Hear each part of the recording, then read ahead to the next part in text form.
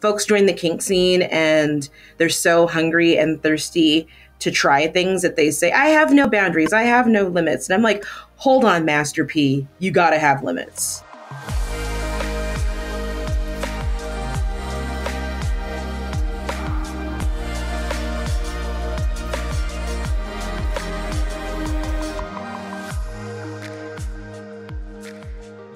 Thank you for joining us for another episode of On The Horizon, a podcast about what's on the horizon for sex workers and how to navigate it. I'm Jessie Sage, and you can find me on Twitter at sapiotextual and at jessiesage.com. And I'm Melrose Michaels, and you can find me at Melrose Michaels on social and melrosemichaels.com. Just a reminder, if you are enjoying the podcast on Apple, please leave us a 5-star rating and review because it really helps us to grow as a podcast and better share information from our guests to the sex work community as a whole. Last but not least, if you want to support the podcast, please go to anchor.fm/horizon, spelled WHORIZON, to become a premium subscriber of On the Horizon, which unlocks 2 bonus episodes on the 8th and 22nd of each month with tons of extra exclusive footage from ourselves and our guests. Who misses free and affordable ads without the anti-sex work rhetoric? Assembly 4 is a team of sex workers and technologists from Melbourne, Australia, aiming to bring back free and fair advertising to the sex work community.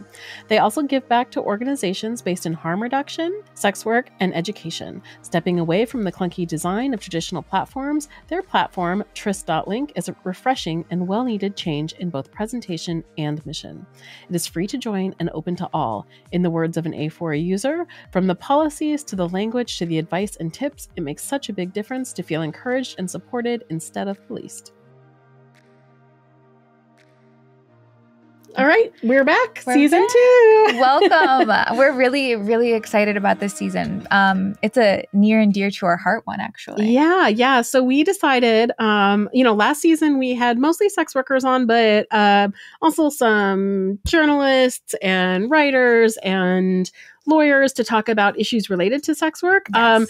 This time we decided to make sex workers like the center and the experts of our experience. So, it's often said that like sex worker, what you should do is ask a sex worker because sex workers are experts at their own experience. Yes. And we're trying to claim that sex workers are not just experts at their own experience, but they're experts at other things as well. Absolutely. Absolutely. So to get right into it, this first episode's all around the concept of consent, because obviously sex workers themselves are pretty fluent in the consent conversation. Yeah. We talked to Pucks Aplenty. We talked to Siouxsie Q. And they had a lot of really interesting facets of the conversation. Yeah, coming from different places. So Max Pucks Aplenty talked a lot about negotiating consent, like in terms of being a queer, poly person in BDSM and kink, and talking to their kids about that, and negotiating consent with their partners and in DS dynamics. So that was all super interesting. Yeah. And then when we brought on Siouxsie Q, not only did she discussed like this dynamic of consent within like porn and adult and on a set and all of that, but also in terms of her writing. With journalism and like the consent that goes into writing about someone else's experience or someone else's life. So yeah, that was really interesting, particularly because both of us have written, but we've also given a lot of like press interviews. And so knowing how to like negotiate the press sphere. The media sphere. The media sphere with as a sex worker when we have very sensitive stories, and how to like control our own narrative and what to give consent to and what not to give consent to was actually a really interesting conversation. Yeah. So I think allow us and some of our near and dear to educate you on consent, and let's jump right in. Yes, what sex workers can teach you about consent. Mix Pucks Aplenty is the they, them, yes queen of burlesque and was most recently voted number 17 on the 21st Century Burlesque magazine Top 50 Influential Burlesque Figures of 2022. A sex educator and national co-coordinator of the Old Pro Project, Pucks is changing the world through their lived experience. Welcome. It's really nice to have you on the show. I'm glad to be here. Yes, and it's nice to meet you. I don't think we've actually met. We have not. I'm Melrose. Hi. Nice to meet you. Hey, Melrose. Everyone calls me Pucks. Okay, Pucks it is. So, Pucks, do you want to introduce yourself and tell us a little bit about your work? Yeah, so I am Mix Pucks Aplenty. I am known as the they, them, yes queen of burlesque, the Michelle Obama burlesque, and the Femme Daddy That Your Mother Did Not Know to Warn You About. Ooh. Love that. I am one of the national co-coordinators for the Old Pro Project based out of New York. And I have been a burlesque performer and producer for 4.5 years and heavily involved in the Seattle kink and BDSM scene for almost a decade. That's nice. Yeah. And you also helped produce the music video for Old Pro Project. Yes, I did. The music video, been around since the old days. I directed that music video, storyboarded it, and I also edited the music video. It's amazing. It's amazing. It's so good. Thank you. It's incredible. Yeah. So we wanted to have you on to talk about consent, particularly like given that you're in the BDSM scene and also like in sex work. So if like that's such a huge topic. So I'm trying to think of like, how do we want to get into this? But what do you think that like where do you think that you learned the most about consent? Let's start there. Yeah. I think I learned the most about consent from not really having consent. You know what I mean? As a person who is in a Black, fat, femme, queer, disabled, non-binary body, my lived existence is highly politicized against my will, against my consent. You know, so that's the thing that I've been kind of pushing up against my whole life. It wasn't really until I got involved in the BDSM community that there was a name for it. Besides, like, do you consent to treatment? Do you consent, you know, when you're filling out medical paperwork? I feel like that was the only time I've ever saw the word consent, you know? That's really interesting. Yeah. What did it look like when you entered into the like BDSM scene? Like, what did you learn from that, or how was it like different, or how did it shape the way that you interacted with your own body? I mean, the fact that I always felt like I had to say yes to sexual encounters.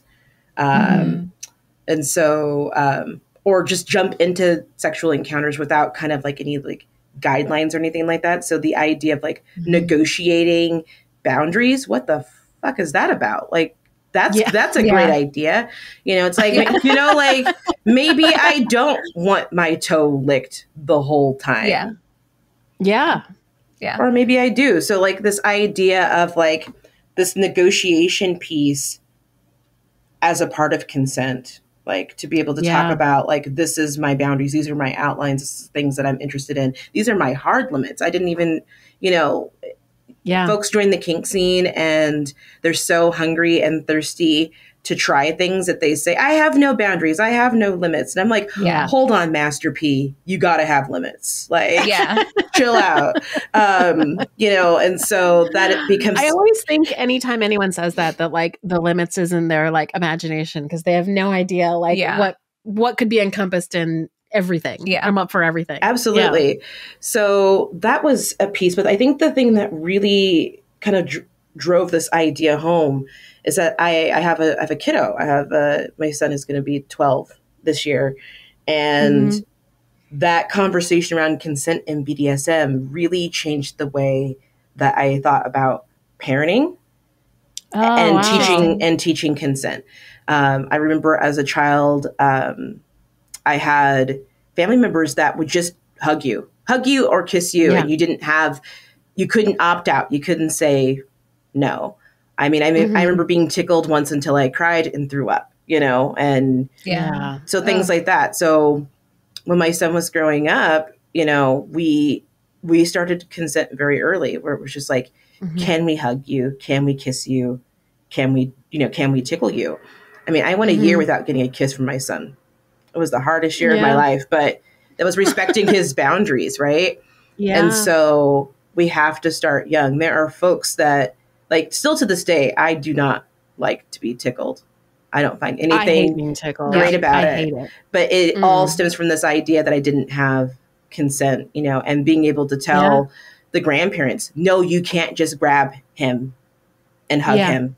If he says no, you can't do that. And I'm not going to make him do that. Did you find that hard with like his grandparents? Oh, absolutely. I mean, I had to put the grandparents in timeout a lot. Yeah. And a lot of that, I think as a society, we give our parents, we give this generation before us a lot of freedom and access to our children. Yeah. Mm-hmm. And a lot of times we didn't have maybe the best relationships with our own parents. And so it's weird to see kind of this do-over shenanigans happening. Yeah. And they should know best. And I'm like, nah, I know how I turned out. I don't know if I really want you involved in this piece. But there is a boundary that I think folks really struggle with setting with their parents. I know that when I was in labor with my son, it was a spectator sport. Everyone was in there, the whole 9 yards. And I stalled out, trying to give birth to my son. I'm having to have an emergency cesarean. And I didn't realize that I had the ability to kick these people out. Agency, I think, is a big part of consent too. A lot of us, especially those of us who are socialized as femme, the struggle surrounding agency and the ability to have a voice. Because we're always told, be humble, make yourself small, do this, do that. You're too much, you're not enough. And so it makes it really difficult to set those boundaries and being able to have this agency to be like, nah, dog, that's not how it's going to happen. And I think that sex workers and folks that are heavily involved in like the BDSM thing, I would even also say that being polyamorous really helped with consent. I have 5 partners currently, which is a lot. Like that's a basketball team. Yeah. That's a basketball team. And, and so there is you got like a complicated Google Calendar situation going on. I really do. Like it's very colorful. It's very colorful. And I live with 2 of my partners. Both of my partners that I live with are service oriented people. So I live with my service submissive of 5 years and someone that I refer to as my service daddy. He's not really he's not super submissive, but he loves being of service and he has kind of like just big dad energy. So it works, but I'm in charge. I'm the boss and I'm the boss all the time. And so there still is conversation surrounding consent and boundaries, even though these two men have consented to serving this household and serving me. They're still they still have to buy into it though, right? Like both of these guys are bigger than me, they're stronger than me, and they keep the house running. I don't. I'm working, I'm busy. So if their consent is violated in any way, if their boundaries are violated in any way, that throws off the harmony of the whole home. So that's a part of me checking in and making sure that I'm doing the things that I said I was going to do within our negotiated limits and with their boundaries. Right. I wonder, because even when we started this episode, the what you had said about like not really having consent, not really knowing there was a word for that, just within your own identity and all of its intersections. Do you think that part of that discovery, like, oh, there's a word for this, there's a thing, that this thing exists, is what drew you to some of these dynamics, like to be involved with BDSM because that has that consent factor, or to be in something poly where there's a lot of consent taking place? Do you think that those things intertwined at all? I tell people that I'm pretty sure I was wired for sound, like upon birth. Like I've always been kind of I'm the black sheep of my family for sure. I've just always done things differently. I think a lot of this is tied to the fact that I'm neurodivergent too. And I feel like neurodivergent folks, we just see the world differently. So we're able to kind of be like, oh no, that makes way more sense than monogamy, or that makes way more, so we're able to kind of look at some of these scopes a little bit different, especially because, BDSM, there are some rules, there's some structure, and I thrive with having some level of structure. If there's the bones of something, I'm like, oh, that makes sense. So I think that was part of why I was drawn to it. And then this idea of like consent and talking about what your needs are, what you like and what you don't like. That's just, I don't really remember having those conversations until I got into the kink world surrounding like, what is it that you like? Do you like it when I do this? I don't. Yeah. So another we've talked a couple times, so I can't remember when we had this conversation, but at one point I was talking to you and I remember you talking about your clientele that you take on, and you saying that, at this point in your career and at this point in your life, you only see, I think at the time you said you only see queer people, or I can't remember exactly what you said, but like, I was wondering if you wanted to talk about that and consent in terms of like, even in your work, like who you let in and who you choose to give your energy to. Yeah, I don't take any cis het male clients. Mm-hmm. Which is like interesting in this business where that's like the majority of the clients. Absolutely. So I'm really interested in how you did that. It's it was mostly because the level of like therapizing that I think pops up because of the type of body that I'm in. I have to charge a lot more. To hold space for it, because it is draining. I can't listen to someone be like, I've never been with a Black person before as part of their thing. That's not going to work for me. Right. And so I really right now only work with queer clients and like non-binary clients and women. I work with a lot of women. And so, I mean, it means I'm not seeing clients as much, but my work is very fulfilling in that way, because a lot of times it is non-binary folks that were like assigned female at birth, trans women that want to get involved in BDSM and kink, but have had really shitty experiences. And so they're like, this feels like a really safe space for me to do that. And I'm like, absolutely it is. It's a very safe space to do that. And so like, it's therapeutic without me having to hold space for a lot of like, I just don't do whiny men. Just don't do it. I can't. It's too much. And like, right now, in my polycule, all the men in my life are submissive or service orientated, and none of them are whiny. They're all very strong, capable people, and they're just, none of them are beggars. That's so great. So like, I don't think that's the type of clientele that I need to see, because I would probably get really irritated very quickly. Right. And I recognize as like, that's a privilege that I have, to do that.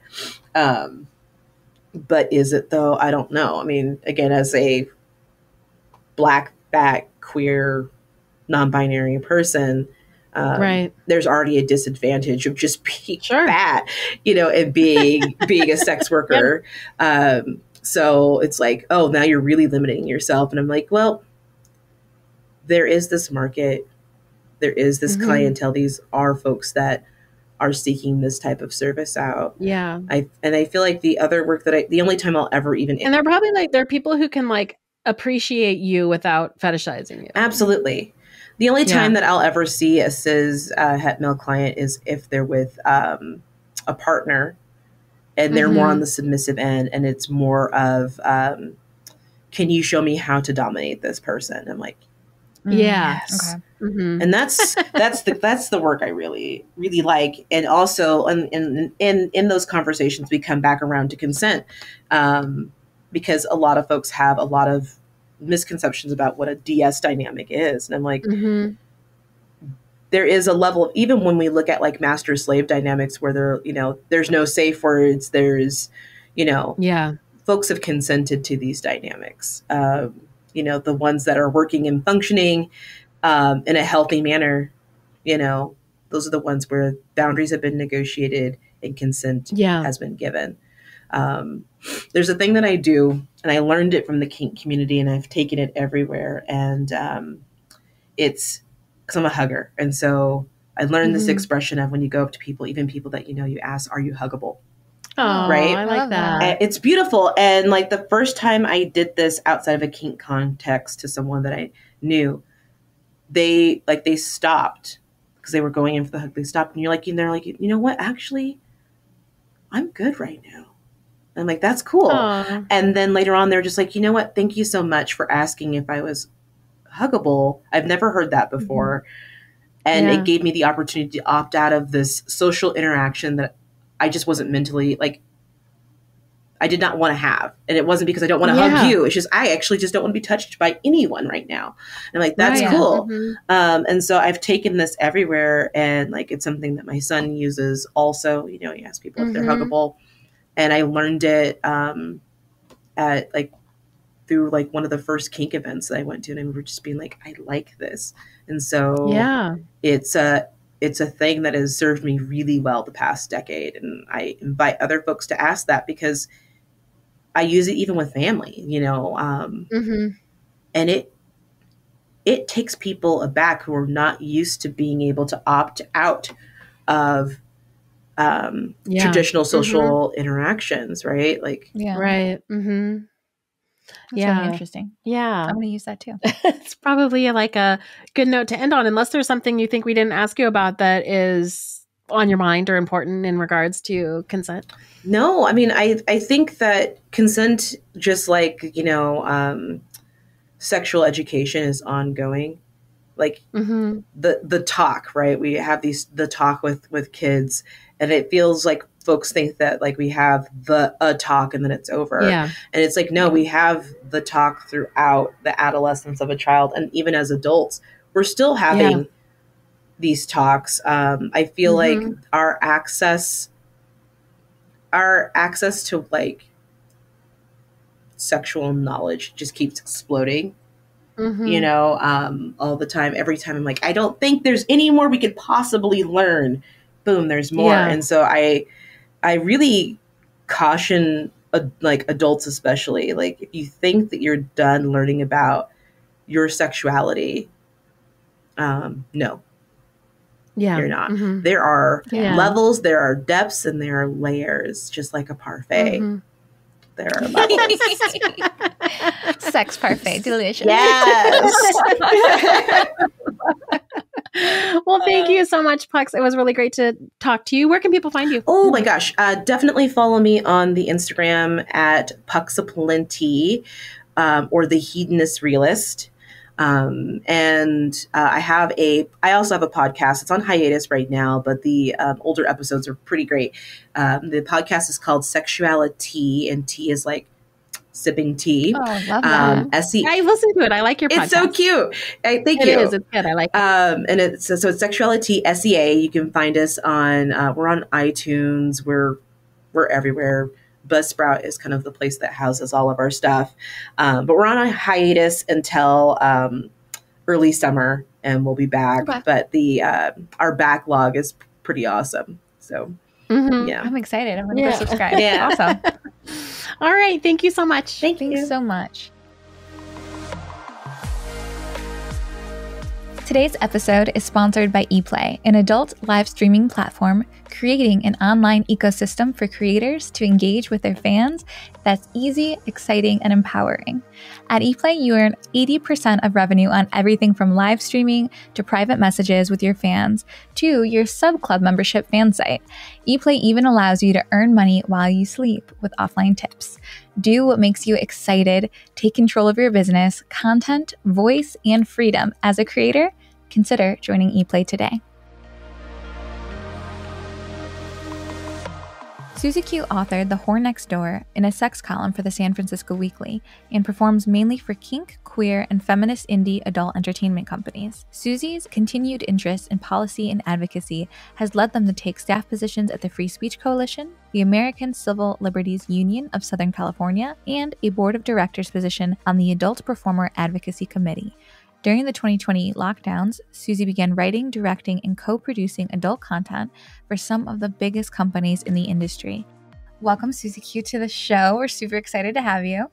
Thank you so much for having me. I'm so excited to be here. Yeah. Tell us a little bit about yourself. Oh gosh. Okay. Well, I have been in the adult industry since like 2009. I got my start at the late great Lusty Lady Theater, So many people started there. So many cool people started there. Yeah, that are still in the industry. Like that's cool too. Is like a lot of people with a lot of longevity were there. Absolutely. No, it was definitely like a space that could be for someone like just passing through without like having it on their permanent record, so to speak. But it was also a great like launch pad because it was worker owned. And so like I had my first board of directors position at the Oh, that's so cool. Yeah. Because it was a co-op. I understood them. Anyway, it was a great sort of like cheerleading, basic training boot camp for a lot of different roles in the adult industry. Also started shooting with kink.com, and like Pink and White and Courtney Trouble and all the whole like vibe that was happening. Yeah, the Bay Area thing. Yeah. So that's when I started leaning into adult film and porn, and I've done pretty much every type of sex work at this point. Yeah. So we're talking today about consent and about what you learn in sex work about consent and what like sex workers can take into the rest of their lives and also to the lives of other people, like in regards to consent. So let me first ask you this, since you've been in the industry for a long time, like, what do you think that you've learned from sex work about consent? Let's see. So I think that in the non-sex working world, there's a lot of non-consensual things happening sort of at all times, like existence, for example, non-consensual work, the concept of like working to earn a living. You have to earn your right to live. Wild. It's freaking wild out here. And so in order to sort of move through life, we really have to sort of ignore and like have blinders on around a lot of issues of consent. But in the adult industry, you're sort of in the trenches of consent. You're on the front lines. You are in active consent on a moment to moment basis. It's very active. It's like consent as a contact sport. That's a great way of putting it. So I really feel like, I never thought of myself as like early on in my adult industry career and like very, very early on in my activist career. One of my good friends, Davina Darling, and then of course, Kitty Stryker were talking about consent in this way, like far before me too. Consent culture and a bunch of other projects to sort of highlight, mostly within like the queer and BDSM communities, issues, systemic issues of non-consensual behavior and like enabling of predators and things of that nature. So I was like, wow, that's wild, you guys. Great job.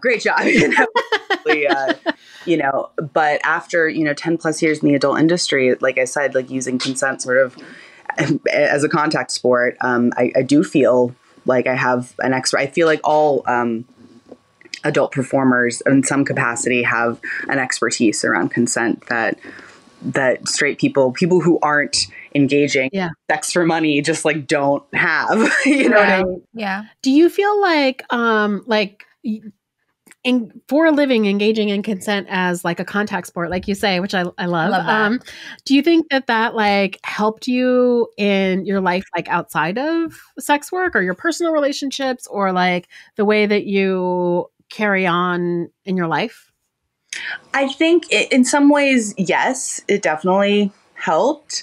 And in other ways, no. It's like, taking, if I'm going to, we need to reclaim the red pill from the freaking men's rights people because like it was, like Matrix vibes. But yeah, it's like taking the red pill.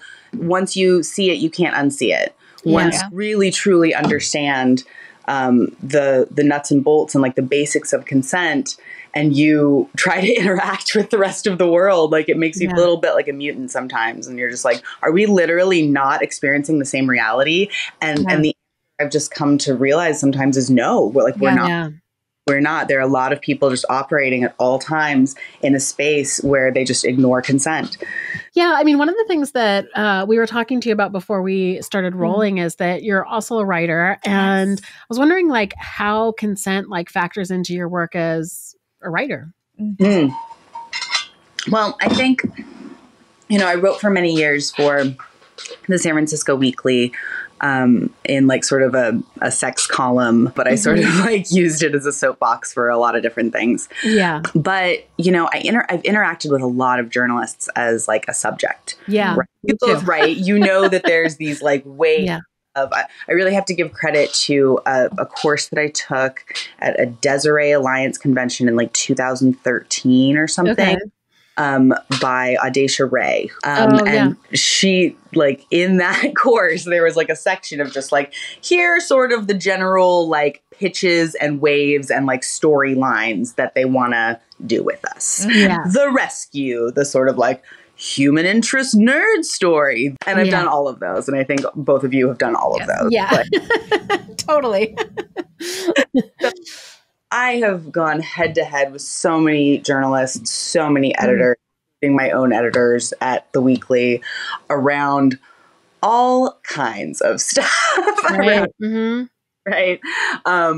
From like, oh my gosh, I remember way back in the day having to fight to use people's non-binary pronouns. That was really, for some fucking reason, a struggle.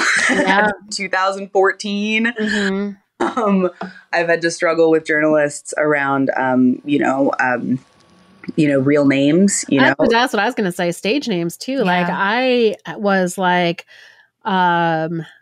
forced to use my legal name on a article I wrote for the Washington Post because they were like, we won't use it. And I was like, I don't even have a career under my legal name. Like, it doesn't make any sense. Like none of it. I have one publication under my legal name in the Washington Post. Like that makes no sense. That's insane. So but weird. Yeah, I mean, they pushed so hard and I was like, wait, so you're telling me that like if somebody was, it's just like real name policies in publications is really weird. Yeah. And I think that, I'm a great example of sort of like someone moving in the journalism space that did not go to journalism school, has like no training. And so, nobody set me down and was like, hey, so here's sort of the ethical guidelines you should operate within. No one did that. So how many are out there who don't have people's consent that they're interviewing, who don't know what on the record is or off the record is, right? Yeah. That's something that I was taught at this wonderful convention. Thank you, Audacia Ray, providing all these services. But if someone hadn't told me that, how many times would I have talked to a journalist and told them so much? I mean, one of the things when I started doing a lot of press interviews that somebody told me that I really appreciated was like, don't just talk, go in with your talking points. And if they're trying to steer you off it, go like straight back to what you're trying to say, because you can get caught up saying like really weird stuff that's taken out of context that is not how you would want yourself like represented. Absolutely. Yeah. So many sex workers get a chance to have a platform that's like larger than their own via a publication. Yeah. And then like, how many of us have written things and gone back and forth with a major publication? I've gone back and forth with the New York Times for like months, only to then like, no. Yeah. And you're like, damn, I really needed that $200.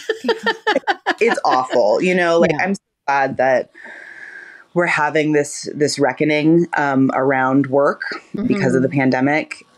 Because, journalism is just one space where so much exploitation happens. Like I've been treated the most poorly in like the nonprofit space. I've heard that about nonprofit too. And then like right above that is like strip clubs in Texas. Anything in Texas is pretty much going to guarantee a bad experience. Oh, I stayed long enough to pay for this tattoo and that I got out. But like,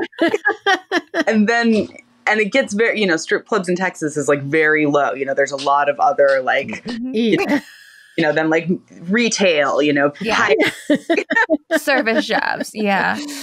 I'm curious because with writing and given you were doing column, but what are your thoughts on like the subjects that are being written about, and not just when you are one, but like, what do you think is kind of like the line that someone who's doing the writing should be walking in terms of consent when they're talking about someone else's like experiences and life experiences? Because there's been times too when like I want to speak on even on the podcast, like an experience or a story from, my history, but it involves someone else. And like, I don't know that they want that story out there. So like, that's a consent dance too. Yeah. No, that's what I'm thinking about as I'm writing my book. I'm like, I can't write my book without having other people involved in your story. Yeah. Because I don't live in a little vacuum. Yeah. Yeah. I think that like it's always best to err on the side of like informed consent, right? Mm-hmm. Like you give someone all of the information. Like when I think about, so I'm also non-monogamous, polyamorous. And when I think about like the fights I've had with like my partners, like the thing that I like get mad about is like, just give me all of the information and it'll be fine. You know, I'll probably say yes to all of it. Yeah. And it comes down to like, I've honestly, like, I know it's not journalistically ethical, but like, I think it's completely reasonable to say like, hey, here's the quote that I used from our interview.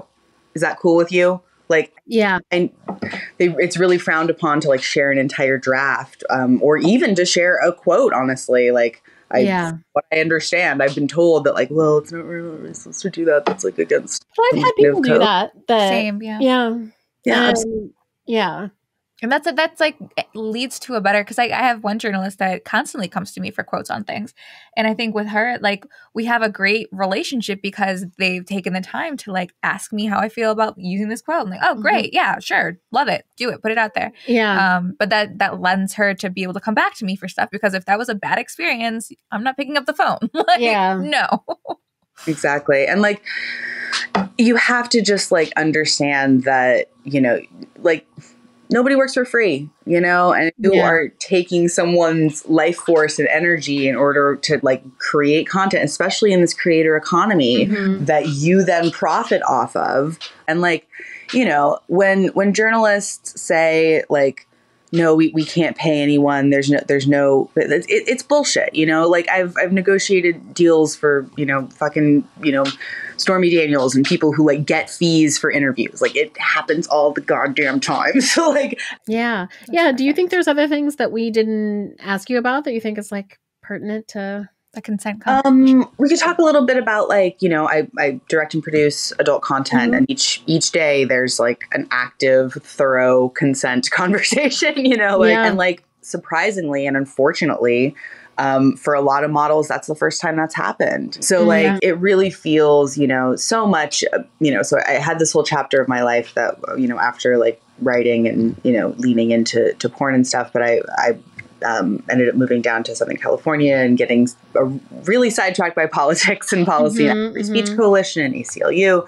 And now being back sort of like in the trenches and like producing porn, you know, every other day or so, it really feels like major praxis, you know, just like really making sure that like each sex worker that comes into my path, like has their rights protected and like the resources they need to like thrive in that day, in that moment. Yeah, like, no, it's interesting too, because you mentioned the creator economy earlier. And I think that with all these new kind of wave of digital sex workers coming into the space, that's a conversation around like a consent checklist. Like that's definitely not on most people's radar even, because that's just like, oh, let's just do a content trade. Like, okay, but of what? Yeah. Like, what are we agreeing to? Like, and there's this, it's just this new kind of era that's almost being overlooked and not addressed too. So I think like that's worth kind of saying like, hey, like all you new OnlyFans creators or all you new creators, like there's this other conversation needing to be had, not just what we sell this for. Like, exactly. So, you know, I came down to Southern California to work with the Free Speech Coalition. And one of the last projects that I worked on or before I left was launching the Inspire program. That is where a couple checklists, consent checklists are housed.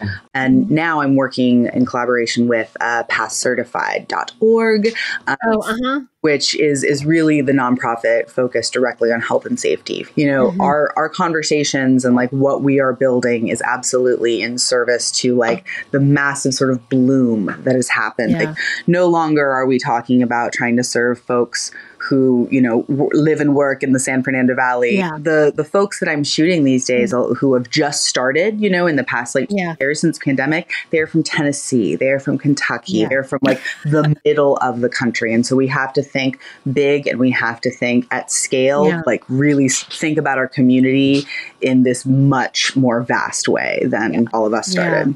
Absolutely. Yeah. That's great. It was really great to talk to you.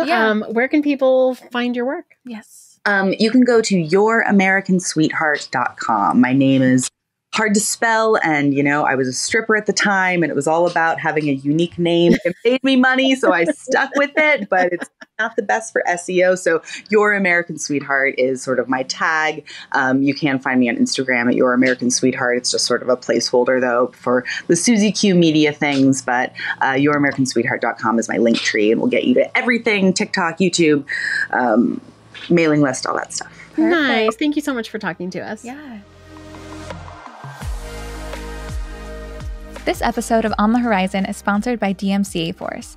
DMCA Force is the authorized DMC agent for the largest online creators and the platforms that they monetize. DMCA Force protects models, musicians, writers, videographers, artists, and tons of other creatives publishing their works online.